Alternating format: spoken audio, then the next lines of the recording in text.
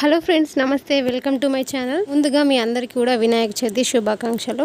ఈ పండగకి వినాయక చవితి డెకరేషన్ ఎలా చేసుకోవాలో ఈ వీడియోలో చూపిస్తున్నాను, చూడండి. ఈ డెకరేషన్ అంతా పూర్తి కావడానికి నాకు చాలా తక్కువ అమౌంటే పట్టింది. ఆల్మోస్ట్ ఒక 50-60 రూపీస్ అయితే సరిపోయింది. ఇంతతోనే ఇంత గ్రాండ్ లుక్ అయితే వచ్చింది, చూడండి. మీకు ఫ్లవర్ డిజైన్ కోసం 2 కాంట్రాస్ట్ కలర్ ఉన్న పేపర్స్ తీసుకోండి. ఇవి A4 పేపర్స్. ఇది నేను 7x10 సైజ్ తీసుకున్నాను. దీన్ని ఇక్కడ చూపిస్తున్న విధంగా ఈ విధంగా ఫోల్డ్ చేసి ఫ్లవర్ షేప్లో కట్ చేయండి.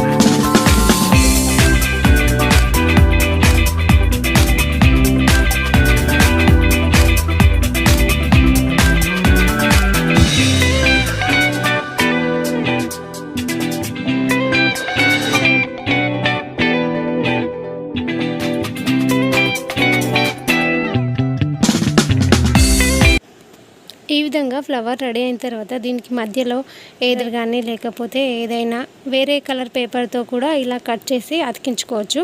ఇలా చేస్తే చాలా బాగా అనిపిస్తుంది. మామూలుగా ఉంచే కంటే ఈ విధంగా ఇంకా లుక్ అనేది ఎక్కువైంది.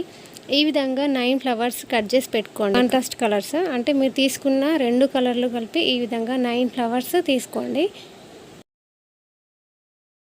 లీవ్స్ కోసం నేను గ్రీన్ కలర్ తీసుకున్నాను. ఇది 7x5 సెంటీమీటర్స్ కట్ చేసుకోవాలి. ఇవి కూడా 9-10 లీవ్స్ కట్ చేసుకోండి. ఇక్కడ చూపిస్తున్న విధంగా ఆకుని ఈ విధంగా కట్ చేసి దాన్ని నేను ఇక్కడ చూపిస్తున్న విధంగా ఫోల్డ్ చేసి పెట్టేయండి. అలా ఓపెన్ చేయగానే మీకు లీఫ్ షేప్ అనేది వచ్చేస్తుంది.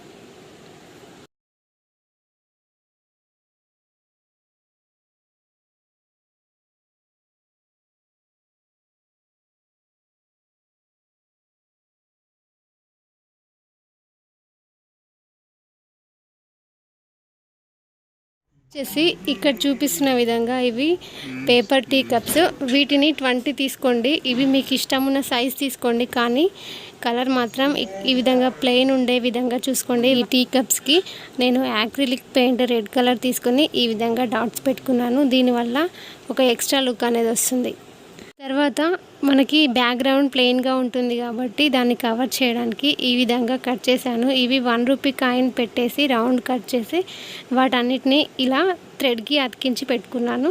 ఇవి మీరు ఇష్టం ఉన్నట్టు తీసుకోవచ్చు, మిక్సింగ్ లాగా తీసుకోవచ్చు, లేదంటే ఇలా వరుసగాన్ని ఒకే కలర్లో తీసుకోవచ్చు. మనం ఎక్కడైతే డెకరేట్ చేయాలనుకుంటున్నామో అక్కడ టేబుల్ వేసేసుకొని దానిపైన ఒక క్లాత్ వేసుకోండి. ఇక్కడ కనిపిస్తుంది కదా రెడ్ కలర్, అది నేను సెట్ చేసి పెట్టుకున్నాను. మనం రెడీ చేసుకున్న టీ కప్స్ని ఈ విధంగా 4, 3, 2, 1 ఈ విధంగా స్టెప్ వైజ్గా అక్కడ మీరు డెకరేట్ చేసుకోవాలనుకో టేబుల్ పైన పెట్టండి. అదేవిధంగా ఇంకో సైడ్ కూడా పెట్టేసుకోండి. మధ్యలో మనం విగ్రహం పెట్టుకోవచ్చు. తర్వాత మనం రెడీ చేసుకున్న ఫ్లవర్స్ని అతికించుకోవడానికి ఇక్కడ నేను న్యూస్ పేపర్ని ఈ విధంగా ఇలా షట్కోణ ఆకృతి అంటారు కదా, ఆ విధంగా 4 సైడ్స్ కట్ చేసి గోడకి అతికిచ్చేస్తున్నా.